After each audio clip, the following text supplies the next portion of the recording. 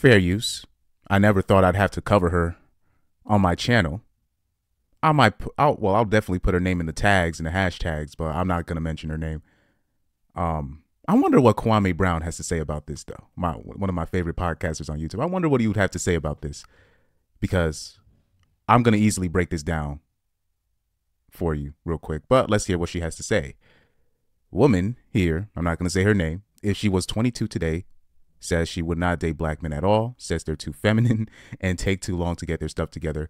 I'm not saying other men are better than you. They are more ambitious than you. Now, before we play this video, I'm not even going to rip her for saying too long to get their stuff together, because even white women on the other side are complaining about the same thing with their men, or in other races in general.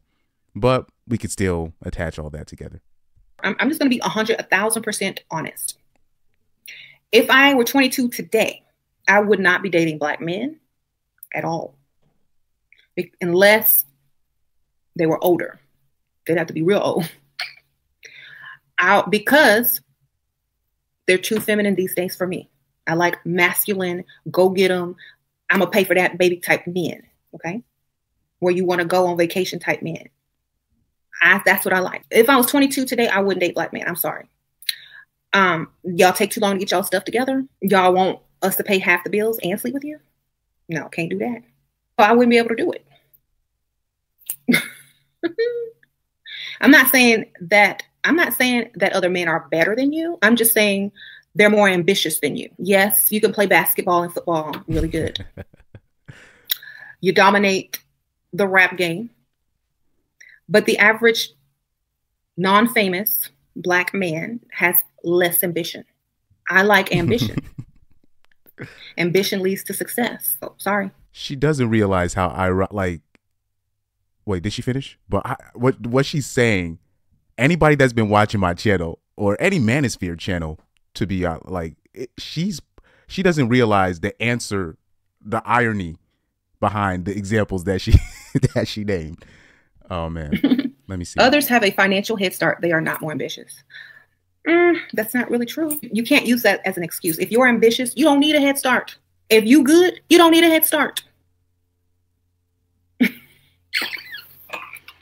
Seriously, my husband didn't have no head start.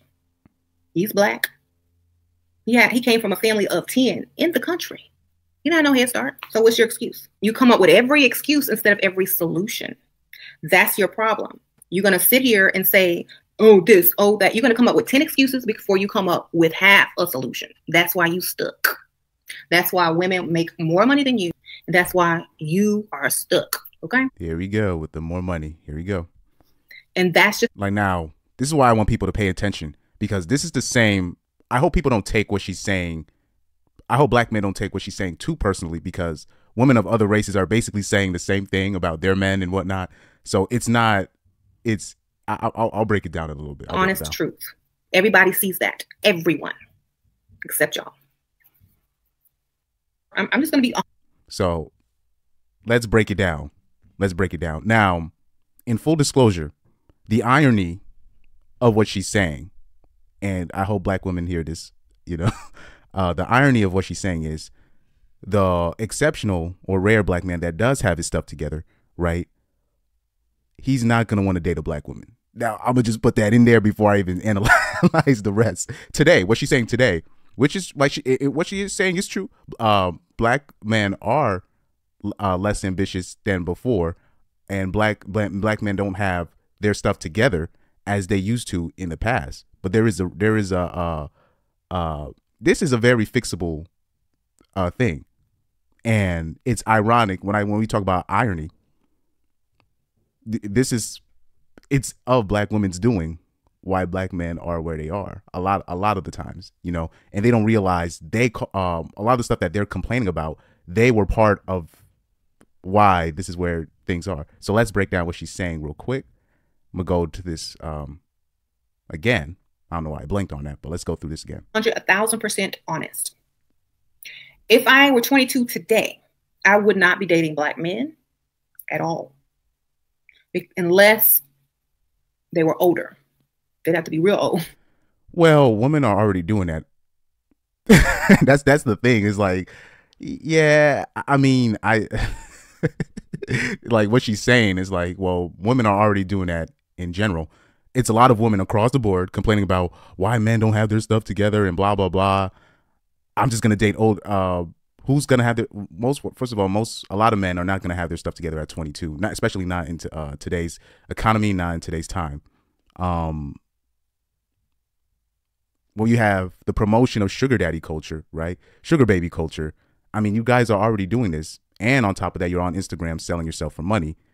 I mean, you guys are already doing it, so it's kind of a mute point. But let's continue. Out because they're too feminine these days for me. I like masculine, go get them. I'm gonna pay for that baby type men. So this is typical, right? Women across the board are complaining about where are all the real men, and not realizing they created this. When you look at the single mother rate, it's just almost ridiculous in the black community, and the single mother rate is rising across all boards. We've told men to man down, to go in touch with your emotions for so long, and they're wondering why men are acting like women because you've told them to act like women for years. I'm talking about decades now. Now it's a regular thing to see. Like now it's not. Now it's very common to see a man say, "Oh yeah, my mom raised me. Only my mom raised me." Now it's like the norm. It's already been the norm in the black community for so long. With this kind of hyena matriarchy thing that we have in the black community, but now it's the norm across the board, you know. Okay. Where you want to go on vacation type man.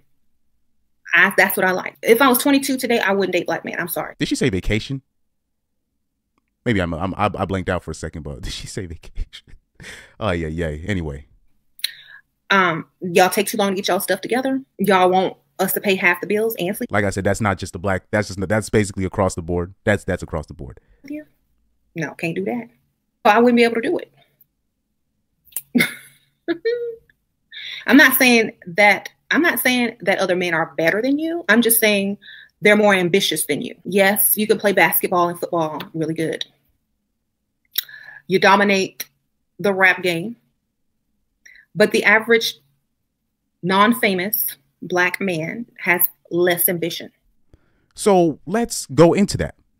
If that's your observation, right? You say the average non-famous black man has less ambition. Let's get into that. Why does the average non-famous black man has less ambition, right? Than what you see from the basketball players, the football players, the rappers. Why do you think black men are only going to gravitate to, or black men from certain areas, right, are going to gravitate to rapping, entertainment, football and basketball? Why is that? Why? So we've never asked the like why. What do they all have in common? Who's getting the most women, right? Especially at that young age. When we're talking about teenagers, who are getting the most women, right? the teenage football and basketball star, or the lawyer, right? The upcoming lawyer, right? Or the upcoming engineer, right? Or a doctor, right? We're talking about in predominantly black areas. Who's gonna get more attention from women? Look, man. These problems are very easily solvable. Unfortunately, the people that get awarded with the most sex, the most attention, the most validation from the best women in the black community, and really throughout the mainstream, but especially when we're talking about the black community, these are the people that get rewarded. The star athletes, not every football player. I'm talking about the star athletes, the drug dealers, the scammers, the unemployed dudes, the bums, the criminals, right? Black women will go through all of these people before they get with the educated lane, right? I'll put that in quotation marks. The educated lane, he's only going to get black women or the women in his community only when he makes it. And when he finally makes it, what does he have to choose from in the black community of women his age, whether that be from late 20s, right? Because that's when they finally will make it, once they're in their late 20s. And if they're picking in women from their community of his same age, they already have multiple kids by multiple fathers, or they have a kid already, or they've been through just so much trauma and drama. They're literally getting sloppy, not even sloppy leftovers, just straight mess to deal with. So the only way he can find success, that man, the educated lame, if he leaves his community. And we don't, and anybody that's concerned about that, I mean, that's what it is. So if you're the average non-famous black person per se, and you see all these people getting the validation, right? You know what I mean? Even not even just from the women, really from everybody else. Somebody that's an ex-convict has more clout, or a gangster has more clout than the doctor of his neighborhood or the lawyer of his neighborhood. That's what happens. You know, it's, I mean, that's, what can I say? This is what's happening. And on top of that, like I said, when you talk about, oh, why are only black men are going into football and basketball? That's because most of them are single mother raised. They've shown the studies where basically if it's a black man and a black woman in the same household, the man is going to try more sports because single moms only know football and basketball. That's all they know. That's making the money in their mind, right? So it's that lack of exposure and, you know, ignorance on the single mother's part, but, you know, it's just that lack of culture, that lack of just knowing, you know what I mean? I like ambition. Ambition leads to success. Oh, sorry. So especially if you're the average non-famous black person, you can't throw a ball, you can't shoot, you're not growing over 6 feet tall because you want to play basketball. You think that's all there is to life. And then you're like, well, what's the point of me being a doctor, engineer, or whatever, and women don't want to marry me? Or if I do end up getting lucky and have a kid, he's going to get taken away from me, right? He's literally like, what's the point? And now the mainstream, when we're talking about now the white families now, are going through the same thing, where men are dropping out of the workforce. Men are dropping out of college, and they're just whatever. Or men are just going their own way. Wink, wink. Right? So they're literally like, okay, so what if I do everything the right way? I get an engineering degree, whatever, or I become a lawyer, right? Or I become something, right? That's making decent money. And first of all, the women don't want me anyways because I'm a certain height or I don't have a certain status, right? And now the ones that do, they're just strictly trying to use me because now they are incentivized to break up the marriage. They're incentivized to take my kids away from me. They're incentivized to just get a baby out of me and then put me on child support because now that's in the mainstream now too. That's not just only in the black community. Now those men are like, what's the point? If men don't feel like they can have, create a legacy, right? If there's no chance for them, they're either going to leave the country, AKA the passport bros, or they're just going to be like, you know what? I don't really need to be doing all of this anyways, you know? So this is what needs to be said. Others have a financial head start. They are not more ambitious. That's not really true. You can't use that as an excuse. If you're ambitious, you don't need a head start. If you good, you don't need a head start. Seriously, my husband didn't have no head start. He's black. He came from a family of 10 in the country. He didn't have no head start. So I need to ask, how old is your husband? That's one thing. I got to see what era he grew up in. You know what I mean? First of all, let me see your husband. You know, that's another thing because I already know how women work. They be always trying to, if they got a real prize, they be trying to show that ninja off. For real, for real. What's your excuse? You come up with every excuse instead of every solution. And when we talk about head starts, yes, head starts do matter because when you're looking at, especially when she's specifically talking about black men, when you're looking at this, the single mother rate, it's like, was it 80% of kids in the black community are born out of wedlock. That's already one of the main problems because when you look at the statistics, I'm talking about all the main statistics about producing productive members of society.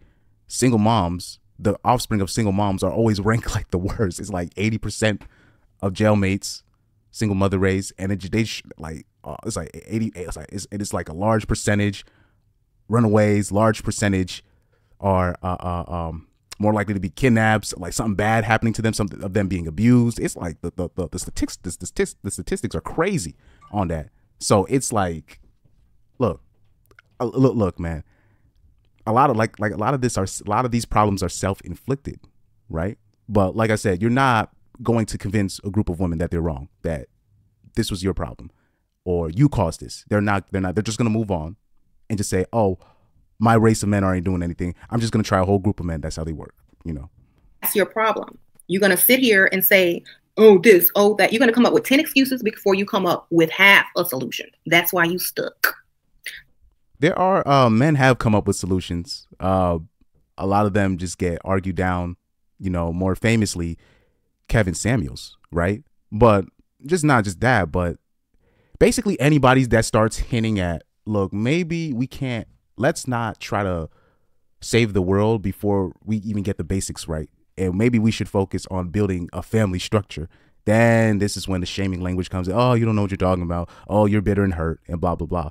So we can't even get the basics right. So when we're talking about solutions, like the foundations are not even there. And when we even talk about building the basic foundations, it's met with shaming language. That's why women make more money than you. And that's why and what she doesn't realize, even white women are saying the same thing on this, you know, making more money. Now, ironically, they've pushed this agenda for women to make more money.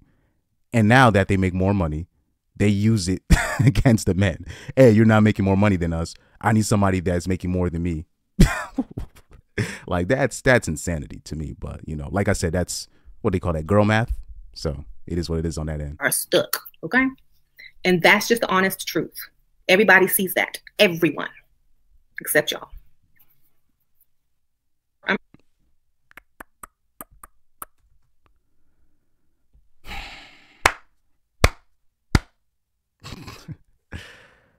They're not gonna.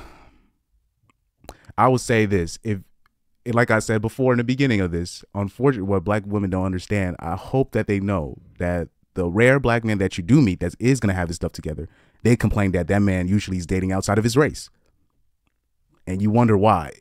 You know, well, if you want the solutions, I'll say this: if you want the solutions, just rewatch my video. I just gave you solutions, because to me the solution is very obvious. More father involvement needs, obviously more father involvement.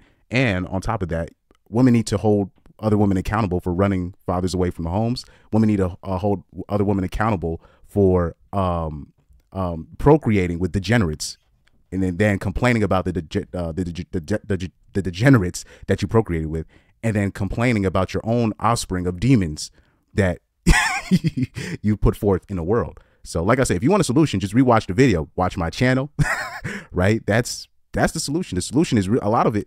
I remember even when we were talking, I remember I was at a foundation and they were just talking about why are black men not playing baseball? And it was this lady, she was basically insistent that white people are just keeping black, like foundational black Americans. I'm not a foundational black American, but I was just saying in her case, she's like, why are they keeping FBAs out of baseball? And, this was Josh Gibson's grandson, right? And he was basically he was like, look, we've done the studies where basically black boys who are raised in black mom, black dad, basically dual parent households, or basically in a household where it's as long, even if it's a single dad, if the dad is there, he is more likely to try baseball. And with the rise of single mother rate became the decrease of black men joining baseball, because baseball, to join baseball is a long process. But with basketball and football, it's right up the recruiter's wheelhouse to convince the single mother, right? Oh, your son needs to join football. He's going to make more money. Or he needs to join basketball. He's going to make more money right now. So it's easier for, like, say, a college recruiter or a high school coach to convince a single mother to join football and basketball, because the results is right there on TV. Right. So the solution is actually right in front of you. You just refuse to address it and actually come up with changes and hold certain people responsible, you know. But like I said, you're not going to hold anybody that understands how the community works. That's going to be damn near impossible.